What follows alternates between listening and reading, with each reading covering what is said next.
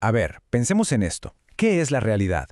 Y si no fuera algo sólido, algo fijo, sino más bien algo que interactúa con nuestra propia conciencia.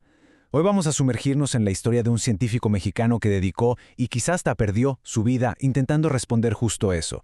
Su nombre, Jacobo Grinberg, un neurofisiólogo que se atrevió a cruzar esa delgada línea entre la ciencia y lo que muchos llamarían magia. Y esta frase, esta es la pregunta clave, la obsesión que fue el motor de todo su trabajo. ¿Cómo es posible que simples descargas eléctricas entre neuronas, algo totalmente físico, se conviertan en la experiencia de ver un atardecer, de sentir amor o simplemente de saber que existimos? Esta pregunta lo iba a llevar a un viaje increíble, desde los laboratorios más modernos del mundo hasta los rincones más místicos de México. Pero bueno, antes de meternos en lo verdaderamente extraño, es súper importante entender de dónde venía Grinberg. No hablamos de un charlatán, ni mucho menos. Era un científico hecho y derecho, con un rigor excepcional. Miren, Jacobo empezó su búsqueda con las herramientas que tenía a la mano, las de la ciencia pura y dura. Estudió en la UNAM, luego se fue a colaborar a Nueva York, se la pasaba estudiando la actividad eléctrica del cerebro, los llamados potenciales evocados, que básicamente son las respuestas del cerebro a diferentes estímulos.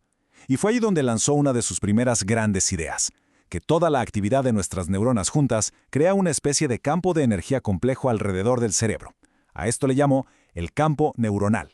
Y aquí es donde su camino dio un giro de 180 grados, porque a pesar de todos sus datos, de todas sus mediciones, se dio cuenta de que la ciencia, como él la conocía, simplemente no podía responder su pregunta original. Podía medir el cerebro, sí, pero no podía medir la experiencia de estar vivo. Como él mismo escribió, se dio cuenta de que la fisiología, pues no estaba lista para esa pregunta. Esta frustración lo empujó a buscar respuestas donde la ciencia convencional ni de chiste se atrevía a mirar. Se metió de lleno a un mundo que la academia solía despreciar, el de los chamanes y curanderos de México. Y aquí vemos este contraste fascinante. Grinberg no es que haya abandonado la ciencia, para nada. Lo que intentó fue construir un puente. Se hizo una pregunta que era en su momento revolucionaria.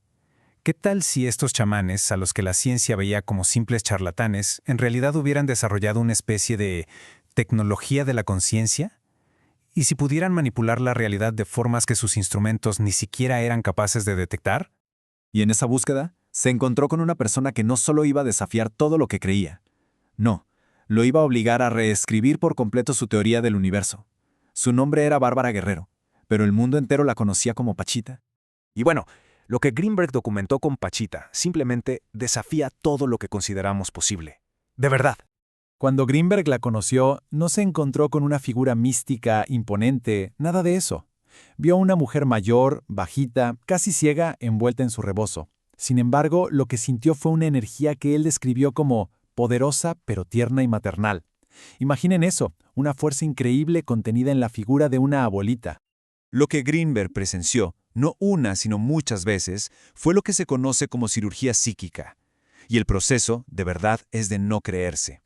Pachita, usando un viejo cuchillo de caza sin filo, abría el cuerpo de sus pacientes.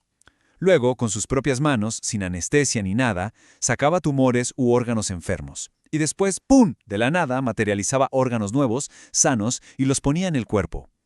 Según los testimonios directos de Grinberg, la herida se cerraba al instante, sin necesidad de suturas, dejando apenas una línea finita en la piel.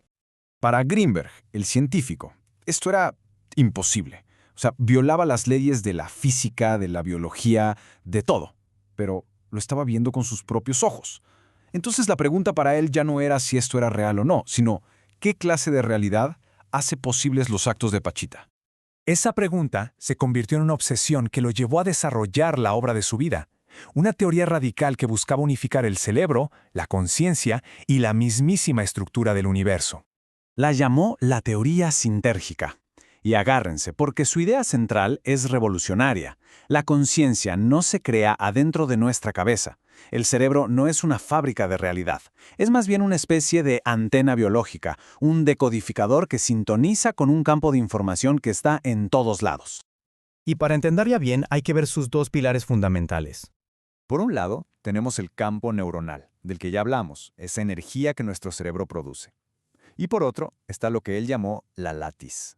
A ver, imaginen que el espacio no está vacío, sino que es como una red, una matriz de energía e información súper densa. Para Grinberg, esta látiz contiene el potencial puro de todo lo que ha existido, existe y existirá. Y aquí viene la clave de todo. Nuestra realidad, lo que vemos, sentimos y vivimos, es el resultado de la interacción entre nuestro campo neuronal y esa látiz. Es como si nuestro cerebro leyera o decodificara la información de esa red cósmica y al hacerlo, crea la experiencia del mundo. Visto así, Pachita no era una maga, era una maestra en modificar esa interacción. Ella podía, con su conciencia, alterar la látiz directamente y por eso podía materializar órganos de la nada. Pero Greenberg llevó su teoría todavía más lejos.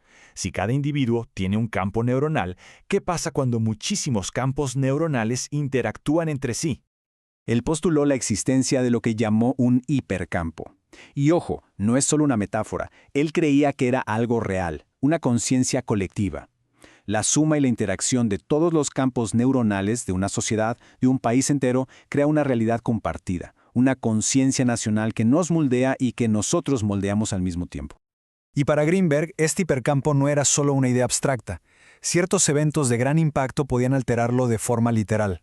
Él escribió que el trauma de la matanza de Tlatelolco en el 68, por ejemplo, hizo vibrar y desestabilizó la realidad de México. Años después, el terremoto del 85 la fracturó otra vez, pero de esa grieta, de ese dolor, surgió algo nuevo, una realidad de solidaridad, de unión, que demostró que otra forma de ser como sociedad era posible. En 1994, en la mismísima cima de su carrera, Jacobo Greenberg desapareció misteriosamente, sin dejar rastro. Pero nos dejó esta idea monumental. Si él tenía razón, y la realidad que experimentamos es un consenso, un producto de nuestro hipercampo, entonces la pregunta final es inevitable y nos involucra a todos. ¿Qué realidad estamos eligiendo construir, ahora mismo, con nuestros pensamientos y acciones en conjunto?